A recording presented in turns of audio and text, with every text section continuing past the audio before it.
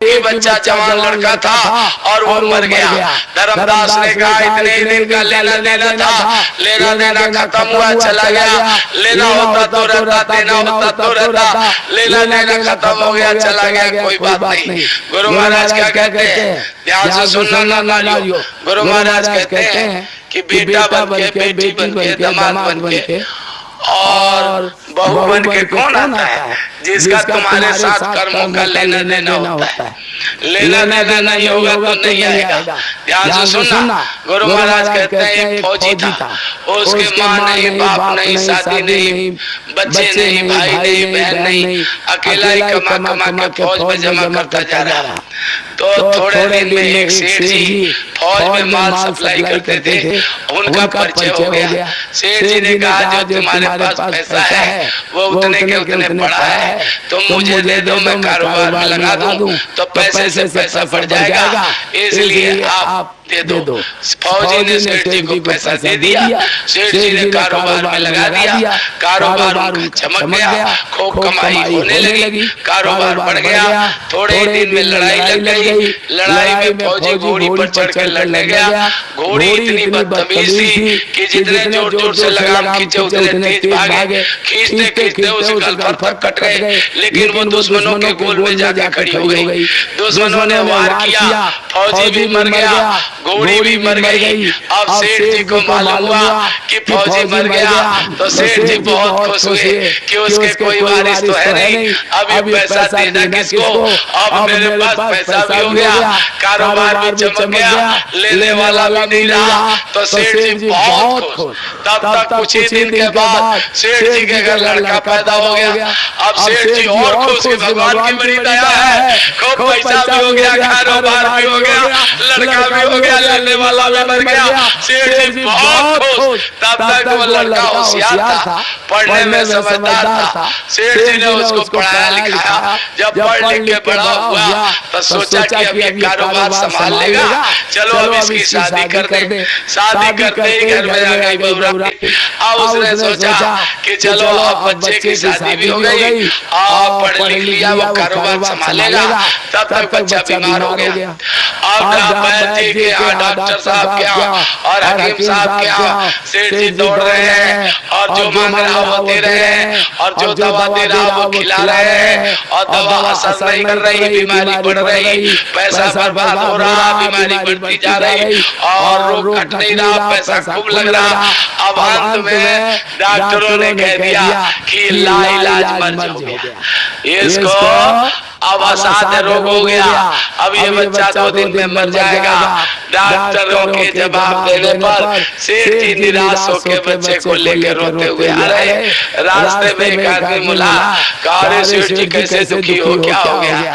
कहा महाराज ये बच्चा जवान था, हमने सोचा बुढ़ापे में मदद करेगा, अब ये बीमार हो गया, शादी होते ही हमने इसके लिए खूब पैसा लगा दिया, जिसने जितना मांगा उतना दिया, लेकिन आज डॉक्टरों ने जवाब दे दिया कि अब ये बचेगा नहीं, असाध्य रोग हो गया, लाइलाज मर हो गई, अब ये ले जाओ घर, 2 दिन में मर जाएगा।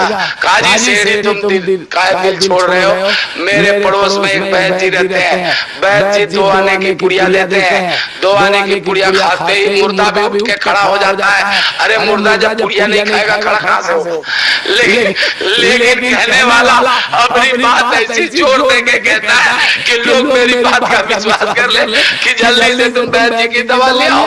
वो दौड़ के सेठ जी गए, 2 आने की पुड़िया ले आए और पैसा दे दिया और पुड़िया ले आए और ले आके बच्चे को खिलाया। बच्चा पुड़िया खाते ही मर गया। ध्यान से सुनो, जब बच्चा मर गया अब सेठ भी रो रहे, सेठानी घर में बहुरानी, अब गांव में शोर मचा, गांव वाले भी इकट्ठा होकर रो रहे कि सेठ की कमर जवानी में टूट गई, बुढ़ापे का सहारा छूट गया, बेचारे के साथ बहुत बुरा हुआ, सब लोग रो रहे। तब तक एक महात्मा जी आ गए, उन्होंने कहा भाई क्यों रोना धोना? कह रहे ये सेठ जी का जवान बेटा था और मर गया, इसीलिए सब रो रहे हैं, सब दुखी है। कहा क्यों सेठ जी रोना क्यों? कहा कि महाराज जवान बेटा मर गया, अरे तो आपको क्यों रोना? कहा मेरे को, मेरा बेटा मरा तो और किसको रोना? कहने लगे अरे उस दिन तो आप बड़े खुश हुए थे। बोले किस दिन महाराज? अरे जिस दिन फौजी ने पैसा दिया था। कहने लगा कारोबार के लिए पैसा मिला तो खुशी तो थी। कहने लगे उस दिन तो आपके खुशी का ठिकाना ही नहीं था। बोले किस दिन? अरे जिस दिन फौजी मर गया कि अब देना नहीं पड़ेगा, माल बहुत हो गया, कारोबार चमक गया, अब देना भी नहीं पड़ेगा, तो आप तो बहुत खुश हुए। कहने लगा महाराज खुश तो था, और उस दिन तो आपके खुशी का ठिकाना ही नहीं था, पता नहीं कितनी मिठाइयां बट गई। बोले किस दिन? अरे जिस दिन लड़का पैदा हुआ था। महाराज लड़का होता है तो सब खुश होते हैं, मैं भी हो गया तो क्या बात? कहने लगा उस दिन तो आपकी खुशी से पैर जमीन में नहीं पड़ता था। बोले किस दिन? अरे जिस दिन बेटा ब्याहने जा रहे थे। कहला महाराज बेटा ब्याहने जाता तो हर आदमी खुश होता है, तो मैं भी हो गया। तो जब इतने बार खुश हो गए तो जरा सी बात के लिए रो क्यों रहे हो? महाराज ये जरा सी बात है, जवान बेटा मर गया, जरा सी बात है। कहले अरे महाराज वही फौजी पैसा लेने के लिए बेटा बन के आ गया, पढ़ने में, लिखने में, खाने में, पहनने में और शौक में, सिंगार में जितना लगाना था लगाया, शादी ब्याह में सब लग गया। अब ब्याज दर ब्याज लगा के डॉक्टरों को दिलवा दिया। अब जब 2 आने पैसे बच गए तो वो भी बैठी को दिलवा दिया और फिर पुड़िया खा के चला गया। जब कर्मों का लेन देन पूरा हुआ गया, कहने लगे हमारे साथ तो कर्मों का लेन देन था, चलो हमारे साथ तो जो हुआ सो हुआ। लेकिन वो जवान बहुरानी घर में रो रही है, जवानी में उसको धोखा दे के विधवा बना के चला गया। उसका क्या जुर्म था कि उसके साथ ऐसा किया? कहा ये वही घोड़ी है जिसने जवानी में उसको धोखा दिया, उसने भी उसको जवानी में धोखा दिया।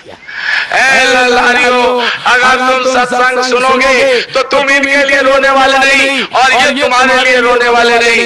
लेकिन सत्संग न सुनने से, विवेक न होने से तुम इनके लिए रोते हो, ये तुम्हारे लिए रोते हैं। जब तुम्हारे साथ कर्मों का लेन देन है, कर्मों का लेन देन पूरा हुआ, चला गया, रोना किस लिए? धर्मदास ने सत्संग सुना था इसलिए कहते हैं कि लेन देन खत्म हुआ, चला गया, कोई बात नहीं। थोड़े दिन में खबर आई कि आपकी औरत भी मर गई। कहला इतने दिन का रिश्ता था, पूरा करके चली गई, कोई बात। अब घर बचा।